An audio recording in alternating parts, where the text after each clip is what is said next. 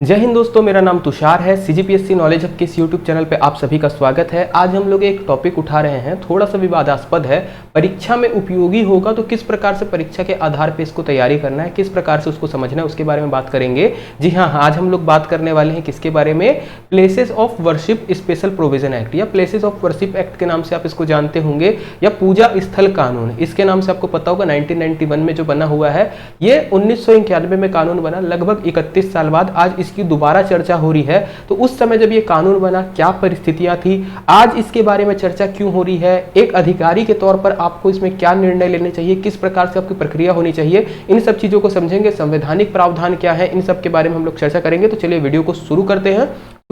तो सबसे पहले आते हैं हम लोग इसके बारे में, इस कानून के पीछे मकसद क्या था, मतलब प्लेसेस ऑफ वर्शिप एक्ट जो बनाया गया है, इसको बनाने के पीछे मकसद क्या था, इसका इतिहास को समझते हैं, एक्चुअल में क्या घटनाएं हो रही थी उस समय।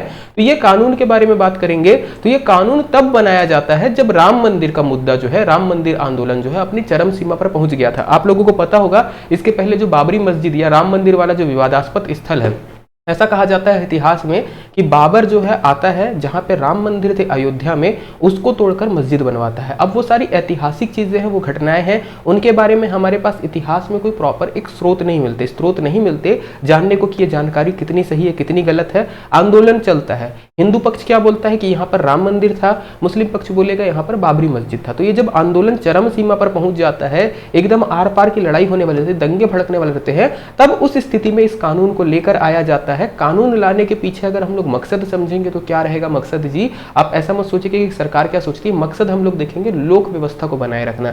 एक्चुअल में प्रॉब्लम क्या होती है, जब भी जैसे भारत की कंडीशन की हम लोग बात करें, भारत में अलग अलग धर्म, अलग अलग पंथ के लोग रहते हैं, तो आपस में टकराव होना एक सामान्य सी बात है। हो सकता है आप पूजा कर रहे हो, सामने वाला आपको उस तरीके से उसको पसंद ना आए, या सामने वाला जो पूजा का अपना तरीका यूज करता हो वो आपको पसंद ना आए, तो ऐसे में टकराव होने की संभावना रहती है। भारत के बारे में बात करेंगे तो अनेकता में एकता, ये हम लोगों को क्या दिखती है, इसकी खूबी है। साथ ही साथ जब एक परिवार में बहुत सारे लोग रहते हैं तो बोलते हैं ना, जैसे परिवार में अगर ज्यादा लोग हैं तो बर्तन ज्यादा बचते हैं, तो छोटी मोटी नोक झोंक होना एक सामान्य बात है। बट जब बात बहुत ज्यादा बढ़ जाए तो उस विवाद को रोकने के लिए, और अल्टीमेटली किसी भी सरकार का या किसी भी अधिकारी का कर्तव्य क्या रहेगा, लोक व्यवस्था को बनाने के लिए, तो वैसे कंडीशन पे इस कानून को लाने की आवश्यकता पड़ गई थी। होता क्या है, राम मंदिर आंदोलन के साथ साथ अब जैसे इतिहास के पन्नों पे हम जाएंगे, भारत के इतिहास में आपको पता होगा, जब भी हमारे यहाँ आक्रमणकारी आए उसके बाद इतिहास में आपको चीजें देखने को मिलेंगी अलग अलग। जब भी आप इतिहास पढ़ेंगे आपको देखने को मिलेगा इस मंदिर को तोड़कर ऐसा कुछ बनाया गया, इस मंदिर को तोड़कर ऐसा कुछ बनाया गया।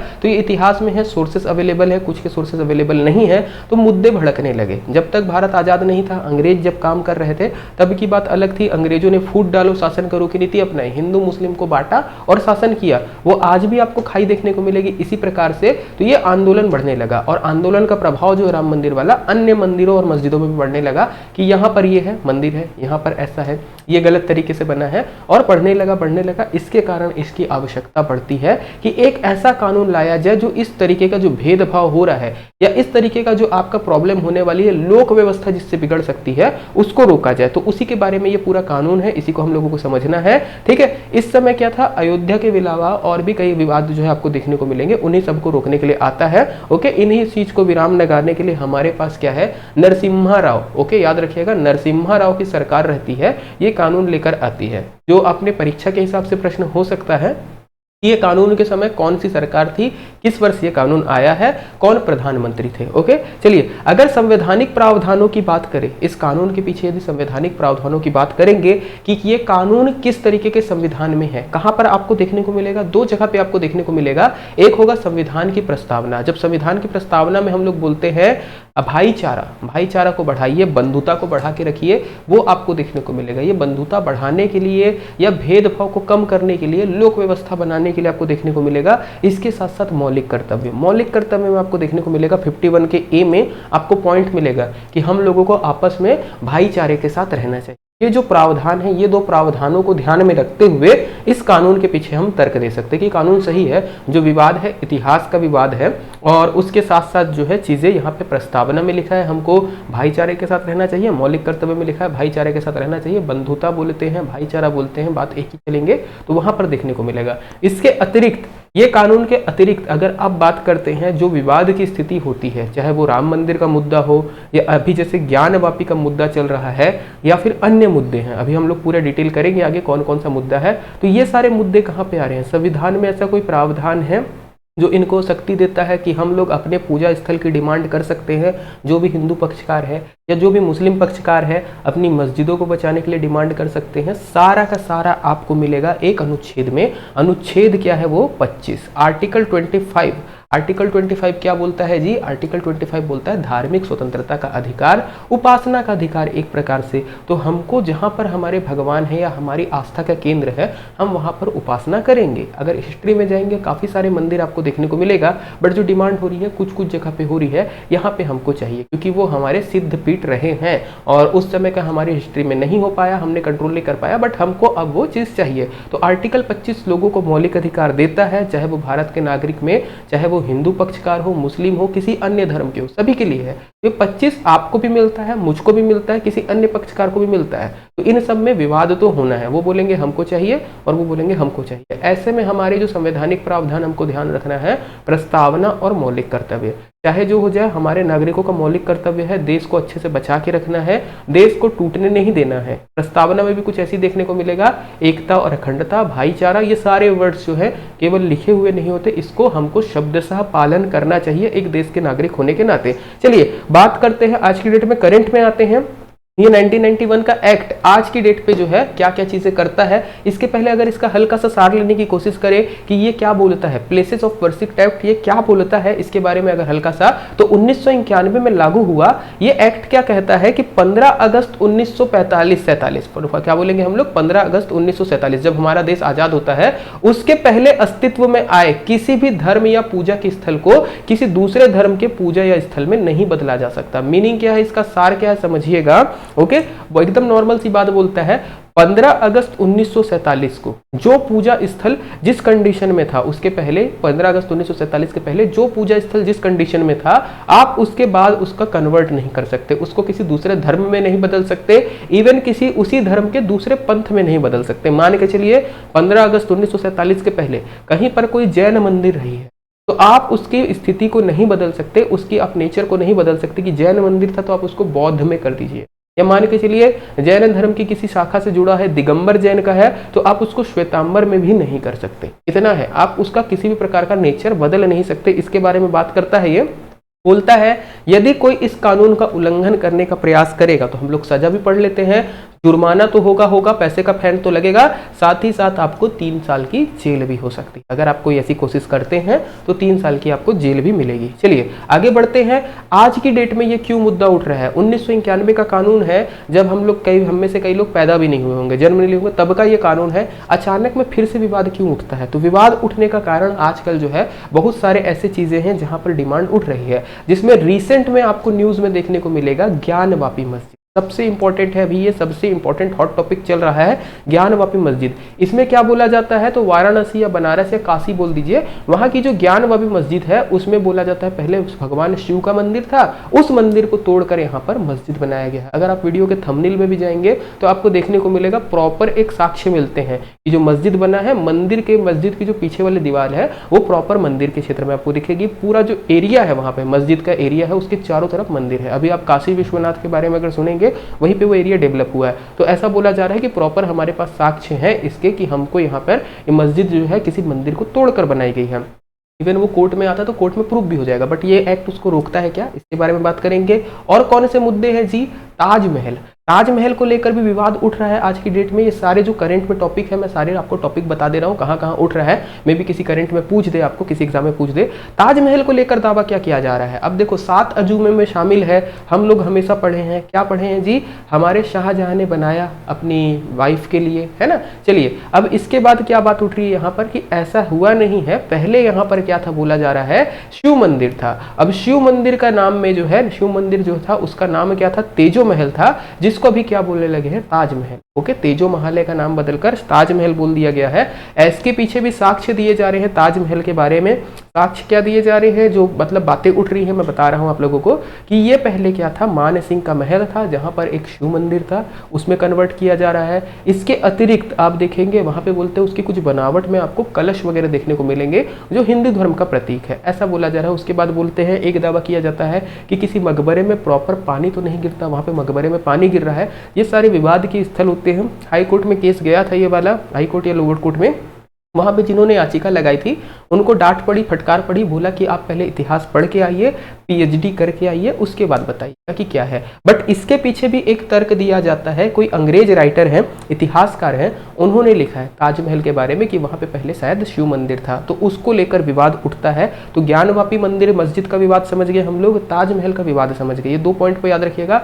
ज्ञानवापी में औरंगजेब का नाम आपको देखने को मिलेगा, ताजमहल में शाहजहां का नाम देखने को मिलेगा। ये सारों में कहा जा रहा है कि इस प्रकार का है। और भी मुद्दे हैं कि हमारे पास, जी बिल्कुल, शाही ईदगाह मस्जिद, शाही ईदगाह मस्जिद को भी लेकर विवाद हो रहा है। इसके ऊपर भी एक पिटीशन डाली गई है।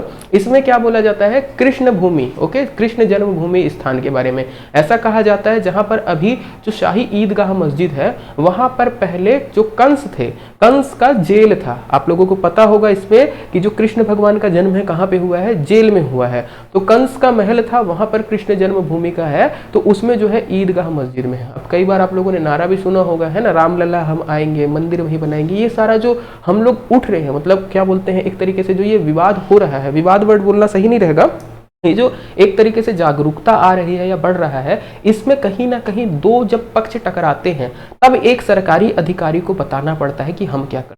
कभी भी अगर आप एक सरकारी अधिकारी हैं, आप किस धर्म के हैं, किस पंथ के हैं, मैटर नहीं करता, आपको अल्टीमेटली लोक व्यवस्था बना के रखनी है।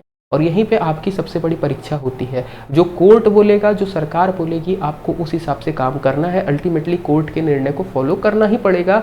इवन आप भारत के नागरिक हैं, आर्टिकल 19 का 2 आप लोगों को पता होगा, कोर्ट यदि कोई डिसीजन देती है तो उसके विरोध में आपको नहीं बोलना चाहिए, क्योंकि आपकी अभिव्यक्ति की आज़ादी नहीं है। आपको क्या माना जाएगा कि आपने कंटेम्प्ट ऑफ कोर्ट किया है। तो ध्यान रखिएगा, जब भी कोई चीज़ होती है हमको मानना पड़ेगा, और ये अच्छी चीज़ है, न्यायपालिका पे हमें भरोसा होना चाहिए। तो शाही ईदगाह मस्जिद का एक केस मिलता है। इसके अतिरिक्त भोजशाला, ओके, ये जो थार एरिया है वहां पर भोजशाला है, उसमें भी क्या बोला जाता है कि हिंदुओं के मंदिर पर जो है मस्जिद बनाने का मामला था, ओके, और नमाज पर यहाँ पे भी रोक लगाने की बात की जाती है। इसके अतिरिक्त और विवाद आपको देखने को मिलेगा, कुतुब मीनार, दिल्ली का जो कुतुब मीनार है उसमें भी बोला जा रहा है कि भगवान गणेश की कुछ प्रतिमाएं मिली हुई हैं उस कुतुब मीनार पे। कुतुब मीनार का निर्माण कुतुबुद्दीन ऐबक ने करवाया। ये सारे के सारे आपको सन 1200 से 1700 के केसेस दिखेंगे यहाँ पर, जो भी दिल्ली में जब मुगलों का शासन या मुस्लिमों का शासन था।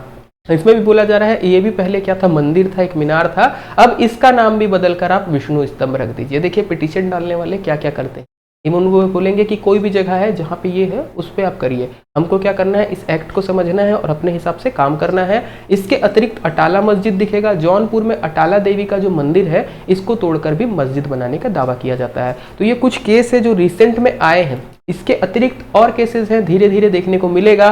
जैसे राम मंदिर विवाद के टाइम पे, राम मंदिर जब मुद्दा चल रहा था उसके टाइम पे भी जो है पक्षकार लोगों के द्वारा जो है अलग अलग नारे लगाए जा रहे थे। आपको पता होगा, रामलला हम आएंगे, मंदिर वही बनाएंगे। इसके अतिरिक्त आपको देखने को मिलेगा कौन सा था, अयोध्या तो जहाँ की है, काशी मथुरा बाकी है। ये सारा धीरे धीरे धीरे धीरे जो है विवाद आते चल रहा है। दो पक्ष जो है आपस में टकरा रहे हैं। एक को अपनी मस्जिद को सिक्योर करना है, दूसरे का दावा है कि वहां पर मंदिर थी तो उसको हमको मंदिर हमारा वापस चाहिए। हम कोई लड़ाई नहीं करना चाहते, हम कोई दंगे नहीं भड़काना चाहते, हमको मस्जिद वापस चाहिए। आप एक अधिकारी हैं, आपके सामने दो पक्षकार आते हैं, बोलते हैं कि ये मेरी भूमि है, दूसरा पक्षकार बोलता है ये मेरी भूमि है, और दोनों इतने पक्षकार हैं, समझिएगा कि कभी भी दंगे हो सकते हैं। ऐसे में आप बताइएगा, अगर आप एक अधिकारी होते, उस जिले के कलेक्टर होते या आप वहां पे होते तो आप क्या करते। अब इन्हीं सारी चीजों को बचने के लिए जो है हमारा एक्ट आता है कि ये विवाद बढ़ रहा है, देश में दंगे होने की स्थिति है, बहुत ज़्यादा दिक्कत हो जाती, जेनोसाइड की कंडीशन आ जाती, तो इन सब से बचने के लिए हमारा कानून आता है। अब इस कानून पे जाते हैं। कानून की एक धारा जैसे रहती है, पहली धारा वो क्या रहता है, नाम और संक्षिप्त और विस्तार, यही सब के बारे में रहती है। जो इंपॉर्टेंट धारा है वो लेकर आ रहा हूँ मैं। टोटल 8 धाराएं हैं, पूरी 8 पढ़ने की आवश्यकता नहीं है। धारा 2 क्या बोलती है, तो देखिए धारा 2 बोलती है 15 अगस्त 1947 को मौजूद किसी धार्मिक स्थल में बदलाव के विषय में यदि कोई याचिका कोर्ट में पेंडिंग है तो उसको बंद कर दिया जाएगा। अगर 15 अगस्त 1945 के पहले कोई मंदिर अगर मंदिर था तो वो मंदिर रहेगा, कोई अगर मस्जिद था तो मस्जिद रहेगा, कोई अगर किसी जैन मंदिर में था तो जैन मंदिर रहेगा, जो भी उसका धार्मिक उपासना उसका नेचर नहीं बदला जाएगा। कोर्ट में जो याचिकाएं लगी हैं उनको आप बंद कर देंगे। ओके, ध्यान रखिएगा। धारा 3 क्या बोलता है? किसी भी धार्मिक स्थल को पूरी तरह से या आंशिक रूप से किसी दूसरे धर्म में बदलने की अनुमति नहीं है। इवन इसके साथ ही यह धारा यह सुनिश्चित करती है कि एक धर्म का पूजा स्थल दूसरे धर्म के रूप में ना बदला जाए या फिर एक ही धर्म के अलग अलग खंड में ना बदला जाए। जैसे धारा 2 बोलती है कि कोई भी केस है 15 अगस्त के बाद, जैसे पहले अगर कोई मंदिर बना है और उसके बाद आप याचिका लगाते हो कि उसको आप कन्वर्ट कर दो मस्जिद में, या कोई मस्जिद बना है उसको कन्वर्ट कर दो मंदिर में, तो ये सारी याचिकाएं रद्द हो जाएंगी। धारा 3 इसकी सबसे इंपॉर्टेंट धारा रहेगी। क्या बोलती है कि आप किसी भी जो पूजा स्थल है, धार्मिक पूजा स्थल है, मतलब मान के चलिए सपोज मस्जिद है, मस्जिद को आप कन्वर्ट नहीं कर सकते मंदिर में अगर वो 15 अगस्त 1947 की स्थिति में क्या थी? मस्जिद थी। साथ ही साथ मान के चलिए जैसे मुस्लिम लोग होंगे, आपको पता होगा, जैसे कई लोग अगर देख रहे होंगे वीडियो, कि मस्जिद में भी अलग अलग रहती है ना, अलग अलग संप्रदाय होते हैं, सिया होता है, सुन्नी होता है, या आप जैन में चले जाइए आपको दिगंबर श्वेतांबर दिखेगा, बौद्ध धर्म में चले जाइए हीनयान महायान दिखेगा, हिंदू धर्म में चले जाइए अलग अलग आपको देखने को मिलेगा, चाहे वैष्णव संप्रदाय हो चाहे शैव संप्रदाय हो। तो जैसे मान के चलिए किसी एक पक्ष का, जैसे हम लोगों को क्या है ऊपर ऊपर ये चीज समझ में आती है कि मस्जिद को आप मंदिर में कन्वर्ट नहीं कर सकते, मंदिर को मस्जिद में नहीं कर सकते। इवन ये भी बोला जाता है कि अगर कोई सिद्ध शैव मंदिर है आप उसको वैष्णव में भी नहीं कन्वर्ट कर सकते, अलग एक ही धर्म के अलग खंड में भी नहीं बदल सकते। कोई वज्रयान या हीनयान से जुड़ा है उसको आप महायान में नहीं कर सकते, कोई अगर श्वेतांबर पंथ से जुड़ा है जैन में उसको आप दिगंबर मंदिर में कन्वर्ट नहीं कर सकते। ये चीज ध्यान रखिएगा, ये धारा 3 पे है। आगे बढ़ते धारा 4, ये भी इंपॉर्टेंट रहेगी। बोलता है कि 15 अगस्त 1947 को जैसा चरित्र था वैसा ही बरकरार रखेंगे, वैसा ही रहेगा। तो इसका दूसरा धारा आता है, बोलता है यह उन मुकदमों और कानूनी कार्यवाहियों को रोकने की बात करेगा जो प्लेसेस ऑफ वर्शिप एक्ट लागू होने की तारीख पर पेंडिंग थे। मान के चलिए कोई मुद्दा है, जैसे मान के चलिए ज्ञानवापी का ही कोई मुद्दा था, पुराना केस होगा जो 1991 के पहले पेंडिंग था, कोर्ट ने डिसीजन नहीं दिया है। अगर कोर्ट ने अपना अल्टीमेट डिसीजन नहीं दिया है तो जैसे ये कानून लागू होगा उसके बाद उनको रोक दिया जाएगा। आप कोई कानूनी कार्यवाही नहीं करेंगे। मान के चलिए मैंने 1990 में केस डाला किसी मस्जिद को मंदिर पे कन्वर्ट करने के लिए, दावा करते हुए कि यहाँ पे मंदिर था, या किसी मंदिर को मस्जिद में कन्वर्ट करने के लिए कि यहाँ पे मस्जिद था, मंदिर बनाया गया है, मैंने 1990 में डाला, ये कानून लागू होता है 1991 में और मेरा जो है केस पेंडिंग रहता है, डिसीजन नहीं आता, तो धारा 4 का 2 क्या बोलती है कि अब इस पर कोई सुनवाई नहीं होगी, किसी भी प्रकार की कानूनी कार्यवाही नहीं होगी, जो जैसी कंडीशन में है वैसे ही कंडीशन में रहेगा। इसके बाद धारा 4 का 3, ये इंपॉर्टेंट होगा। अगर आप लोग सोचते हैं कि क्या हम लोग कर सकते हैं, क्या ये प्लेसेस ऑफ वर्शिप एक्ट में हम लोगों के साथ अब ये है क्या कि ज्ञानवापी मस्जिद में क्या होगा या ताजमहल में क्या होगा, या अल्टीमेट ऐसी कोई भी जगह जहां पर हमारे द्वारा दौरा किया जाता है, हिंदू पक्षकारों के द्वारा दौरा किया जाता है कि यहाँ पर मंदिर था अब मस्जिद है, तो क्या उस पर कोई चीज नहीं लागू होती, क्या कोई बंटवारा नहीं हो सकता, क्या कोई बीच का सॉल्यूशन नहीं निकल सकता? तो धारा 4 का 3 सबसे इंपॉर्टेंट रहेगा, यह अपवाद आपको बताएगा। किस चीज का अपवाद बताएगा? धारा 4 का 1 और 2 का, मतलब अगर कोई मंदिर है तो उसको कन्वर्ट नहीं कर सकते, नहीं बदला जा सकता, यथास्थिति रहेगा। इन सब में क्या अपवाद है, किन चीजों में आप ये बदलाव कर सकते हो, किन चीजों में किसी भी धार्मिक स्थल के बदलाव की अनुमति है, तो इसको समझते हैं। सबसे पहला आता है जो सबसे इंपॉर्टेंट रहेगा, ऐसे खंड जो प्राचीन ऐतिहासिक स्मारक है, ऐसी कोई भी जगह जो प्राचीन ऐतिहासिक स्मारक है, पुरातात्विक स्थल है या प्राचीन स्मारकों द्वारा कवर किए गए अवशेष हैं। ओके, पुरातात्विक स्थल अधिनियम 1958 है ना, भारतीय पुरातत्व अधिनियम 1958 के जो उसमें लागू है। ओके, अगर ऐसा कुछ होता है आप ध्यान रखिएगा, पुरातत्व विभाग कानून के अंतर्गत आने वाले कोई भी स्थल को आप परिवर्तित कर सकते हो। जैसे ज्ञानवापी मस्जिद को ले लीजिए, आप ले लीजिए ताजमहल को, ताजमहल को क्या है पुरातत्व विभाग देख रहा है, वो उसके अंडर पे है। छत्तीसगढ़ पे यदि हम लोग बात करेंगे बहुत सारा होता है केंद्र संरक्षित स्मारक, राज्य संरक्षित स्मारक, तो उसमें आप कर सकते हो क्योंकि वो इस कानून के तहत आता है, तो वहां पर आपका धारा 4 का 1 या 4 का 2 नहीं लगेगा। इसके अतिरिक्त अगर बात करेंगे तो ऐसे कानून जिसमें किसी वाद, अपील या कार्यवाही के संबंध में किसी मामले में अंतिम निर्णय किसी न्यायालय द्वारा ले लिया गया हो। ओके, बोलता क्या है, कानून लागू होने के पहले, ओके, इस कानून लागू होने के पहले यदि न्यायालय ने किसी मामले में डिसीजन दे दिया है तो वो वाले मामले में ये कानून लागू नहीं होगा। मान के चलिए ये मुद्दा कानून आने के पहले, मान के चलिए ज्ञानवापी वाला मुद्दा जिस पे हम लोग हॉट टॉपिक अभी लेकर चल रहे हैं, ये केस जाता 1991 के पहले कोर्ट में 1990 में, और कानून लागू होने के एक दिन पहले कोर्ट डिसीजन दे देती, तब ये वाला मुद्दा जो है, ये कानून जो है इस पर लागू नहीं होता। आपका डिसीजन जो भी आता कोर्ट का, मंदिर है तो मंदिर, मस्जिद है तो मस्जिद हो जाता। इसके अतिरिक्त देखने को मिलेगा कि ऐसे मामले जिसमें कोई विवाद आपस में पार्टियों द्वारा निपटाया गया हो, इस चीज को ध्यान रखिएगा। आज की डेट में हिंदू मुस्लिम जो पक्षकार हैं आपस में विवाद कर रहे हैं, वहां पे मंदिर था, वहां पे मस्जिद था, अगर दोनों समुदाय आपस में आते हैं, बोलते हैं चलो बीच में मांडवली कर लेते हैं, मांडवली मतलब समझौता कर लेते हैं, आप ये वाला एरिया रख लीजिए, हम ये वाला रख लेते हैं, या इतना एरिया आपका रख लीजिए, इतना एरिया हम लोग रख लेते हैं, अगर आपस में कोई निपटारा हो जाता है तो इस कानून की आवश्यकता नहीं पड़ेगी। रीजन क्या है समझिएगा, कानून की आवश्यकता क्यों पड़ रही थी, क्योंकि विवाद हो रहा था, लोक व्यवस्था बिगड़ रही थी, दंगे भड़कने की संभावना रहेगी। तो वैसे केस में अगर आपस में मांडवली हो गई, मांडवली मतलब क्या होता है, आपस में कॉम्प्रोमाइज हो गया, आपस में समझौता हो गया, तो इस कानून की आवश्यकता नहीं है, क्योंकि दोनों जब दल आपस में, जो भी दोनों पक्ष आपस में समझौता करते हैं तो विवाद होगा नहीं, दंगे वगैरह भड़केंगे नहीं, तो ये चीज सबसे अच्छी रहेगी। इसके अतिरिक्त आपको और भी चीजें यहाँ पर देखने को मिलेंगी, 2 अपवाद और रहेंगे, उनको मैंने नहीं डाला है क्योंकि वीडियो लंबा हो जाएगा। चलिए आगे बढ़ते, वो उतने रिलेटिवली उतने इंपॉर्टेंट नहीं रहेंगे। आपको 2 चीजें जानना है, एक एक्ट जो है आपका स्मारक वाला, इसके अतिरिक्त अगर आप आपस में निपटा लेते हो तो ये वाला, ये 2 पहलुओं को ध्यान में रखिएगा। अगर आप सोचते हैं कि विवाद को कभी भी खत्म करना है, मान के चलिए ज्ञानवापी हो या कोई भी मस्जिद का विवाद हो, खत्म करना है, आपस में समझौता सबसे अच्छा है। अगर आपको लगता है, सामने वाले पक्ष को लगता है कि हाँ यहाँ पे कोई ऐतिहासिक चीजें थी, पुराने इतिहास में जो घटनाएं हुई हैं वो सही नहीं थी, तो आप करिए, कोई दिक्कत नहीं है। एक देश में रहना है, एक साथ रहना है ना, कभी भी विवाद नहीं होना चाहिए। अगर ऐसा नहीं होता, 100 साल से अधिक पुराना यदि कोई स्मारक है, 100 साल से अधिक पुराना यदि कोई स्मारक है, तब भी ये कानून लागू। ज्ञानवापी मंदिर तो काफ़ी पुराना है, मतलब आपको सन 1600-1700 के आसपास की घटना देखने को मिलेगी, जिस समय औरंगजेब था, तो वो काफ़ी पुराना है, तो वो 100 साल से ऊपर है, तो उसके ऊपर भी लागू नहीं होना चाहिए। अल्टीमेटली ये चीज़ें कौन बताएगा, अल्टीमेटली डिसीजन आएगा कोर्ट का, चाहे हाई कोर्ट हो, लोअर कोर्ट हो, सुप्रीम कोर्ट हो, उसका जो डिसीजन रहेगा उसके तहत हम लोग आगे भी इस चीज़ को समझेंगे। आगे बढ़ते हैं, वाद विवाद कौन करता है, तो वकील लोग करते हैं, वो उनका काम है।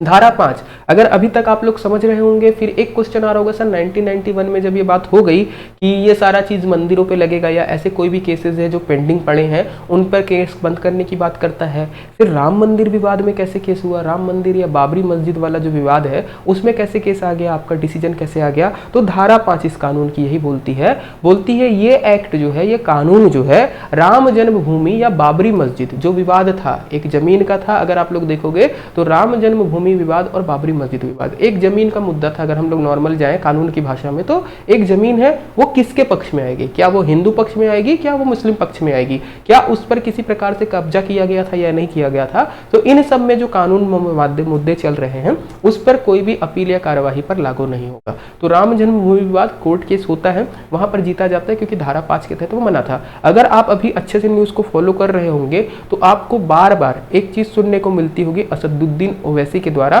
कि 1991 एक्ट का उल्लंघन है। वो नहीं बता सकते, कोर्ट डिसाइड करेगा। अगर कोर्ट में कोई याचिका आई है और कोर्ट उसको एक्सेप्ट करता है सुनने के लिए, मतलब क्या है, कोर्ट ने कुछ ज्यादा जानकारी रखी होगी, है ना।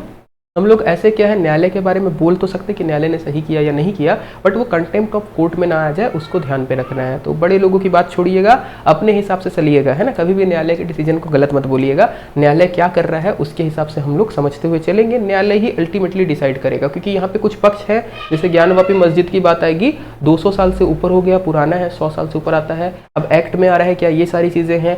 सबसे अल्टीमेट आप अगर अधिकारी हैं, आप कोशिश करिए दोनों पक्ष के मध्य में क्या करवा लीजिए, समझौता करवा लीजिए। धारा 6 के बारे में हम लोग बात कर चुके हैं। धारा 6 क्या, पनिशमेंट के बारे में। अगर आप इस कानून का उल्लंघन करते हैं, अगर आप फोर्सफुली इसमें बदलाव करने की कोशिश करते हैं, मान के चलिए हिंदू पक्षकार या हिंदू पक्ष वाले जाते हैं, जबरदस्ती वहां पे दंगा करते हैं, मस्जिद को तोड़ के मंदिर बनाने की कोशिश करते हैं, अगर ऐसा करते हैं तो सजा क्या होगी जी, 3 साल की जुर्माना लगे, 3 साल की सजा होगी, कैद होगी और फाइन होगा। सिमिलर अगर कोई मुस्लिम पक्षकार किसी हिंदू मंदिर को आज की डेट में तोड़ने की कोशिश करता है और उसके बाद वहां पे मस्जिद बनाने की कोशिश करता है, तो ये कानून का उल्लंघन है।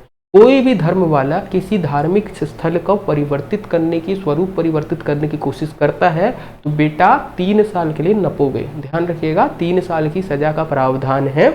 अल्टीमेटली बार बार ये बात हो रही है क्योंकि विवादास्पद मुद्दा है। आप एक अधिकारी के तौर पर सोचिए, धर्म को अलग करिए, आप पंथ को अलग करिए, अपने मजहब को अलग करिए, आप एक नॉर्मल अधिकारी हैं, आपके ऊपर पूरे जिले की जिम्मेदारी। आप हो सकता है कानून में आप डीएसपी हों, एसपी हों, या फिर आप नॉर्मल अगर जाएं एक लोक प्रशासन को संभालने के लिए, आप नॉर्मल एक अधिकारी हो, कलेक्टर हो, तहसीलदार हो, जो भी कानून व्यवस्था को संभाल रहा है। ऐसे कंडीशन पे आपको धार्मिक भावनाओं में नहीं बहना है। आपको सबसे इंपॉर्टेंट क्या होगा, लोक व्यवस्था को, सबसे पहले लोक व्यवस्था को बचाइए, है ना। ऐसी कोशिश करिए कि विवाद ना बढ़े, दंगे ना बढ़े, आपस में समझौता हो जाए। सबसे बढ़िया है आपस में समझौता हो जाए। जब भी आप न्यायालय के बारे में सुनते होंगे या कोई भी केस जाता होगा, पुलिस केस, आप कार्यवाही में हमेशा यही सुनते होंगे सबसे पहला कि यार आपस में समझौता कर लो, क्योंकि कोर्ट केसेस लंबे चलते हैं। इस मुद्दे पे आगे क्या होगा, किस प्रकार से प्रोसीजर आगे बढ़ेगा, इन सब चीज़ों को हम लोग समझने की कोशिश करेंगे। ताजमहल हो, कुतुब मीनार हो, चाहे कोई भी चीज़ हो, ये सारी चीज़ें इसके अंदर आएंगी या नहीं आएंगी, अल्टीमेटली किस पे डिसीजन जाएगा, कोर्ट पे। अगर कोर्ट याचिका सुनने को रेडी होता है, मतलब कोर्ट समझ रहा है कि ये चीज़ जो है दावा के लायक है, अब क्योंकि वो 100 साल के ऊपर है। अगर कोर्ट नहीं लेता तो फिर से हम लोग पढ़ेंगे, जैसे ताजमहल की याचिका में नहीं लिया गया, वो बोलता है इतिहास पढ़ के आइए, आगे क्या होने वाला है, ये सारा विवाद का मुद्दा रहेगा। आराम से स्टडी के पर्पज से समझिएगा। हो सकता है आपके मेंस के टॉपिक में या इंटरव्यू में आपसे पूछ दे कि आप होते तो वहाँ पर क्या करते। तो इतना था आज की वीडियो के लिए। अभी हम लोग वीडियो ओवर करते हैं, शायद थोड़ा लंबा वीडियो बन गया होगा, इसको आप लोग देख लीजिएगा। इसके अतिरिक्त फेसबुक पे चलाते होंगे तो फेसबुक पे जरूर फॉलो कर लीजिएगा, लाइक कर दीजिएगा। टेलीग्राम पे ज्वाइन कर सकते हैं, सीजीपीएससी नॉलेज हब पे आप ये वीडियो देख रहे थे, चैनल को जरूर सब्सक्राइब करिएगा। ऐप अगर अभी तक आपने डाउनलोड नहीं किया है तो ऐप डाउनलोड कर लीजिएगा, कोर्स परचेस करिएगा। वहां पर जो हम लोग विविध प्रश्नावली वाला डालने वाले हैं उसमें आपको बेनिफिट होने वाला है। जब आप विविध प्रश्न का सेट लेते हो तो आगे हमारा मई और जून और जुलाई ये सारा पीडीएफ आपको वहां पर मिलेगा। हर महीना एक पीडीएफ आएगा, 400 के ऊपर हर पीडीएफ में आपको प्रश्न देखने को मिलेंगे, जिससे आप प्रैक्टिस कर सकते हैं। साल भर की वैलिडिटी रहेगी। तो इतना था अभी की वीडियो के लिए, इसको ओवर करते हैं। धन्यवाद, जय हिंद।